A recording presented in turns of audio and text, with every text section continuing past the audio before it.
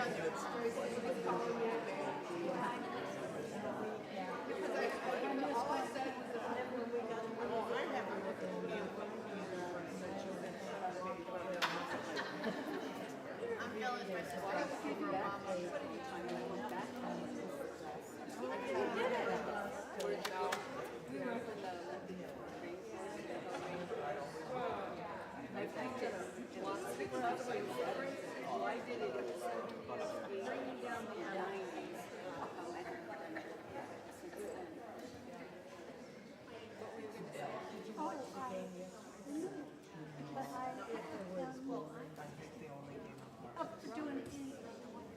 So I wondered, did you drive up and back the same day? Yes. Yes.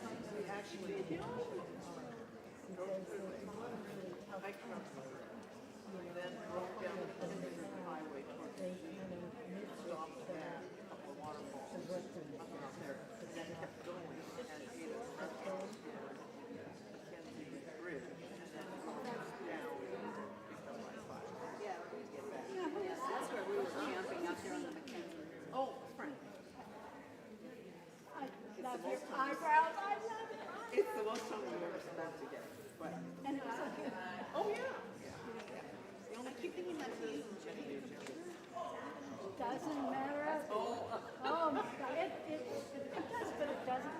I mean, my mom was 14 years old. really. Yeah. And it worked out. He was a son. So, When I was on Match.com 4 weeks ago, I was I was 35, and I said I wanted someone 50. I met my husband at Match.com. We both lost.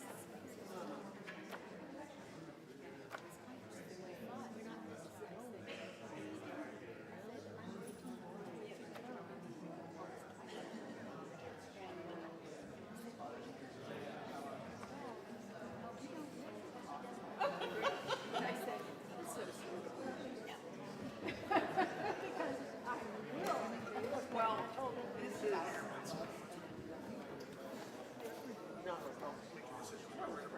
and kind of friends, but it started around actually didn't start, but he bought a piece of glass about 3 years ago. Or maybe 4 years ago. And that and then we were both at first. I bought a piece of glass. So then, it was right before what was the old Vickery, where so it was the first year we moved to the fall. And so I had a one-day sale at my house oh that yeah. day, and I gave him money to say one of those. And so I said, you know, I just told him, I have this thing. So I don't know, changed enough, it's okay. And then I was thinking aloud. There were a few people, some I knew, some I didn't, saying, you know, I really want to get into teaching. I have this 3-session curriculum. Now I'm on test, and I need 4 people to do it for free. And Grace just said, I'll do it. And I got it. So he was there for that.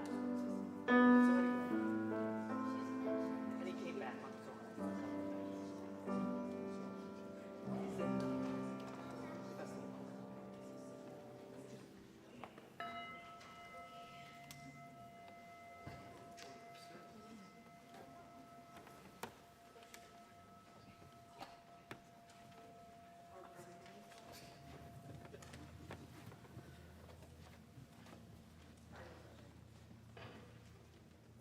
Good morning. We are having a few technical difficulties, so please be patient with us this morning. So I guess we are going to be slide-free for a little while. Well, that's not true. We have this lovely picture here. So just use your imagination as we get started this morning. Oh, okay. Well, whatever. We are glad you're here this morning. I'm Janet Stevens, and I'm going to be your celebrant today. And Reverend Monica is not here, but she will be back next week. So we're going to welcome Heather Vickery, who is the coordinator for congregational activism at the Unitarian Universalist Service Committee, which is UUSC. Heather supports UU congregations and other groups that want to do their justice work more effectively and faithfully. She was here yesterday helping us to learn. In both her paid and unpaid organizing work, she works deeply for trans and migrant liberation through the Pink Coalition and the Community Accompaniment Program with asylum seekers. Please excuse my voice. I'm getting over a cold. Heather is also an aspirant for UU ministry and a student at the Star King School for the Ministry. When she is not working in organizing, you can find her and her rescue pup, Nova, which she did not bring a picture of, so I'm disappointed. Hiking, gardening, cooking, and doing other things with their loved ones. So whether you are a longtime member or just beginning your journey here at UUCS, you are welcome just as you are. Let us marvel at the miracle of just being here together in this sacred space. I invite you to lay down your cares and worries, and for the next hour or so, join together as seekers of truth, love, and understanding. May it be so.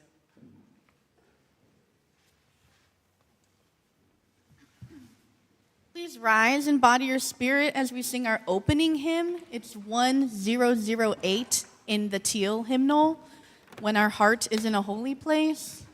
1008.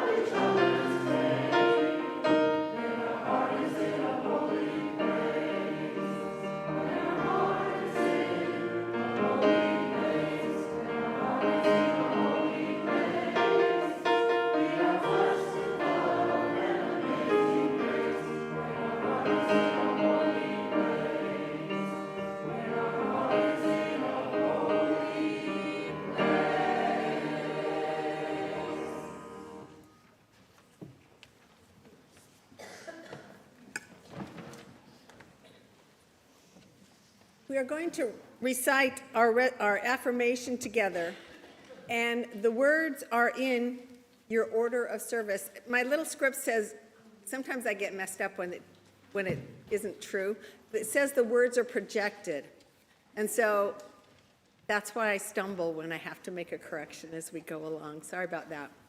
So so get your order of service.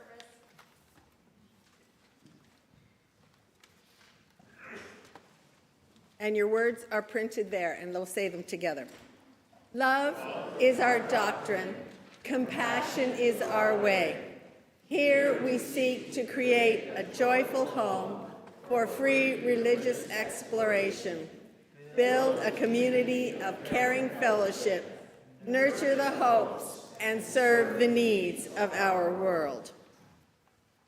I'm going to ask Heather to come up and help me with chalice lighting. At UUCS, it's our tradition to light 3 chalices at the beginning of our Sunday services.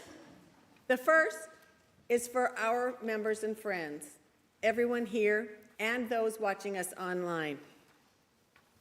The second we light with love for our partner church in Szymon-Falva, Transylvania.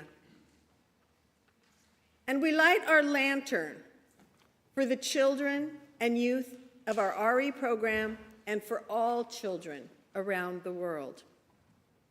We light these chalices with gratitude for the joy of being together and the hope that our time together will move us along a path of greater understanding. Please join in singing the flames into life.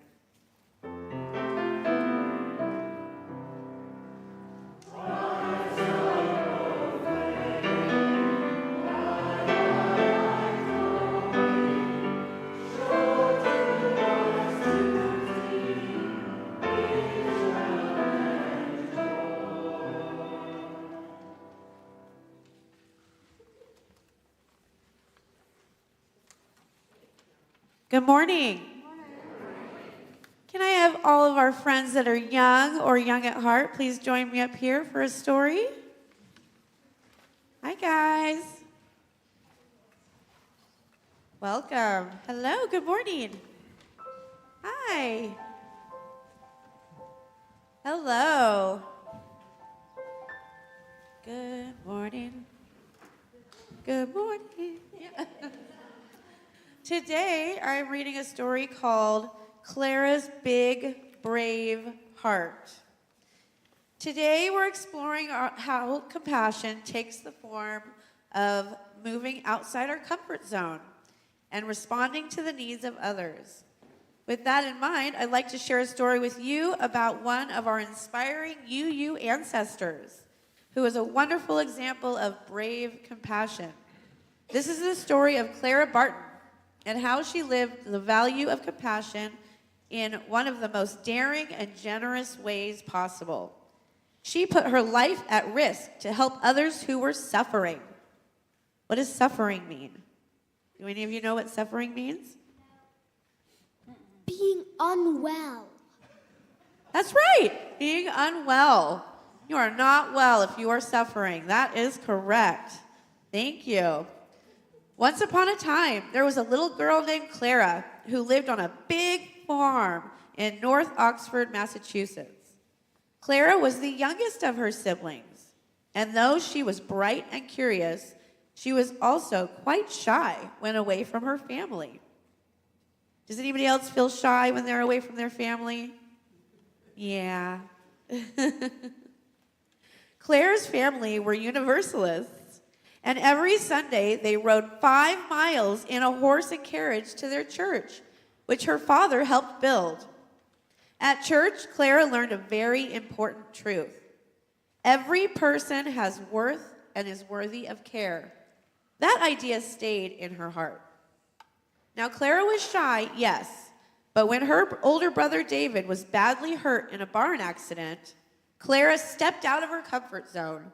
She begged to be his nurse, and even though she had never done it before, she stayed by his side for 2 years, helping him eat, stay clean, and feel cared for. It was the first time Clara realized that compassion often means doing something that scares you because someone needs you. As Clara grew up, she kept practicing this kind of compassion. When she became a teacher, she took care to include every child, even the rowdy boys who others found difficult. She played ball with them and earned their respect. Later, she started a free public school where all children could learn, boys, girls, rich, poor, and it was hard work, and some people didn't like her ideas, but Clara stood firm.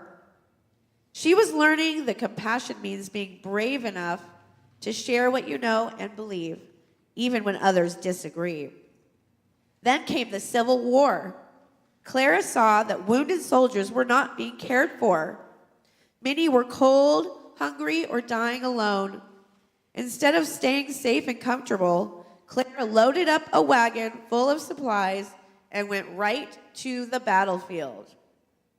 People told her women don't belong there, but she didn't listen. She cooked, she cleaned wounds, and she sat beside the dying, even when bullets were flying and she was scared. Why? Because Clara knew compassion doesn't always feel easy or safe. Sometimes it's about showing up when others need you the most. After the war, Clara helped families find missing soldiers. She used her own money to run an office, wrote letters, and asked people for help, even when she was scared to speak in public. Her bravery led her all the way to Europe, where she learned about the Red Cross. She brought the idea to America and helped start the American Red Cross, an organization that helps people in need to this very day. I love this story of Clara Barton because it shows us that compassion is more than just feeling sorry for someone. It means moving, giving, showing up when it's scary. She taught us that compassion doesn't just ask us, how much kindness are you willing to give? But also, how much of your comfort are you willing to give up? Okay. Now, if we could stand up in the center to create the love arch, we will be on our way. Thank you.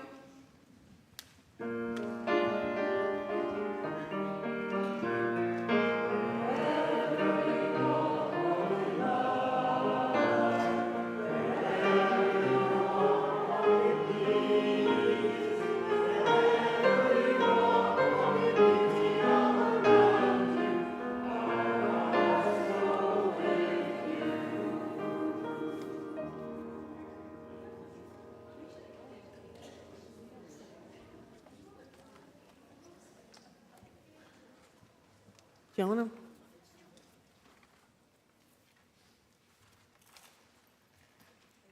Sorry. Okay, no slides today, so I'm just going to announce. We will be singing a transcription of This Joy by famed gospel singer from the 60s, Shirley Caesar. It was transcribed by our very own David, and it features Marcia and Barbara on some ad-libbing.